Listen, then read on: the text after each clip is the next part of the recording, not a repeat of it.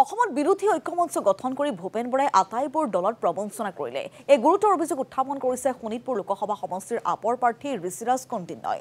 প্ৰদেশ কংগ্ৰেছৰ সভাপতিগৰাকী সমালোচনা কৰি ৰাইজে এইবাৰ নতুন দলক ভোট দি নতুন চৰকাৰ গঠন কৰিব বুলি দাবী কৰে প্ৰাৰ্থীগৰাকীয়ে। ইয়াৰ লগতে গোৰ্খাসকলক বিজেপিয়ে প্ৰতাৰণা কৰাৰো তেওঁ অভিযোগ উত্থাপন কৰে। আৰু এই সন্দৰ্ভত সবিশেষ জনাব আমাৰ সাংবাদিক অৰ্ণৱ নাথে। ইতিমধ্যে শোণিতপুৰ জিলাত নিৰ্বাচনী যি যুদ্ধ সেই যুদ্ধ তুংগত উঠিছে আৰু বিশেষভাৱে কোৱা হৈছে যে এইবাৰ শোণিতপুৰ জিলাত ত্ৰিকোণীয়া প্ৰতিদ্বন্দ্বিতা হ'ব বুলি আশা কৰা হৈছে। বিশেষভাৱে কংগ্ৰেছ, বিজেপি আৰু আম আদমি পাৰ্টিৰ যি তিনিগৰাকী প্ৰাৰ্থী সেই তিনিগৰাকী প্ৰাৰ্থীৰ মাজতে যুঁজখন হ'বগৈ আৰু সকলোৱে নিজৰ নিজৰ যি নিৰ্বাচনী প্ৰচাৰ সেই নিৰ্বাচনী প্ৰচাৰত নামি পৰিছে। ইতিমধ্যে আজি পুৱাৰ পৰা আম আদমি পাৰ্টিৰ যিগৰাকী প্ৰাৰ্থী ঋষিৰাজ কণ্ডিন্য ইতিমধ্যে প্ৰচাৰ কাৰ্য আৰম্ভ কৰিছে। কিছু সময়ৰ পিছতে তেওঁ বিশ্বনাথ আৰু গহপুৰলৈ ৰাওনা হ'ব। গতিকে এই মুহূৰ্তত এটা কথাই জানিব বিচাৰিম যে তেওঁৰ পৰা এটা কথা জানিব বিচাৰিম যে কেনেধৰণে আগবাঢ়িছে নিৰ্বাচনী যুঁজ সঠিকভাৱে আগবাঢ়িছে আৰু আমি যিটো প্ৰচাৰ কৌশল সেইটো প্ৰচাৰ কৌশল বেলেগ দলৰ মাজত দেখা পোৱা নাযায়। আমাৰ কিছুমান বজাৰে হাতে তেনেকুৱা প্ৰচাৰ কৰা হয় আৰু আমাৰ ডোৰ টু ডোৰ কেম্পেইনিং থাকে। ডোৰ টু ডোৰ কেম্পেইনিঙত ৰাইজৰ আচল সমস্যাৰ বুজ লোৱা হয়। এটা ষ্টেজত উঠি ঢেৰ ডাঙৰ ডাঙৰ কথা কৈ পেলাই 5 বছৰলৈ ৰাইজক পাহৰি লাভ নাই। গতিকে আমি তেনেকুৱা ধৰণৰ কাম নকৰোঁ আৰু আমি প্ৰচাৰ কাৰ্যও বেলেগ ধৰণে কৰোঁ। সেইবাবে মুখ্যমন্ত্ৰীগৰাকীয়ে যিটো ঘোষণা কৰি আছিল যে 3 লাখৰ পৰা 4 লাখ ভোটত বিজেপি প্ৰাৰ্থীগৰাকী জয়ী হ'ব, কিন্তু শেহতীয়াকৈ গোৰ্খা সমাজে যিটো হুংকাৰ দিছে বিজেপি প্ৰাৰ্থীগৰাকীৰ প্ৰতি কি ক'ব? গোৰ্খা সমাজ আমাৰ লগত আছে আৰু গোৰ্খা সমাজক কৰা প্ৰতাৰণা আৰু গোৰ্খা সমাজৰ লগত যি প্ৰবঞ্চনা হৈছে, চৰকাৰে যি কৰিছে, চৰকাৰে গোৰ্খা সমাজক বহুত কিবাকিবি আশা দিলে আৰু সেইবাবে গোৰ্খা সমাজ আমাৰ লগত আছে। এতিয়া সকলো ধৰণৰ সমাজ, অকল গোৰ্খা সমাজেই নহয়, সকলোৱে এতিয়া এটা চেঞ্জ বিচাৰিছে আৰু সেই চেঞ্জটো আম আদমি পাৰ্টিৰ জৰিয়তেহে হ'ব।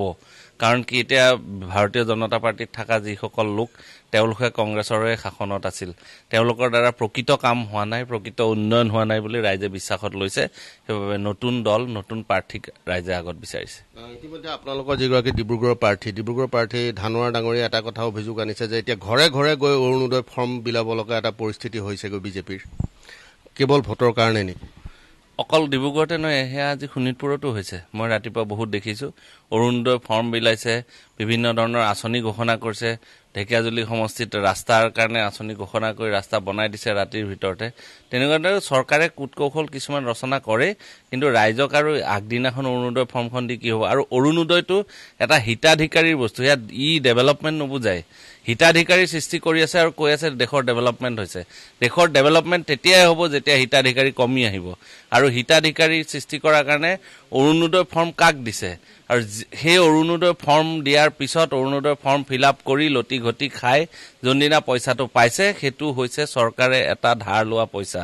আৰু প্ৰত্যেক মাহত চৰকাৰে 1000 কোটি টকা ধাৰ লৈ ৰাইজক অৰুণোদয় দিছে আৰু সেই ধাৰৰ সুদ ভৰিবৰ বাবে প্ৰত্যেকজন জনতাই বস্তুৰ দাম বেছিকৈ দিব লগা হৈছে।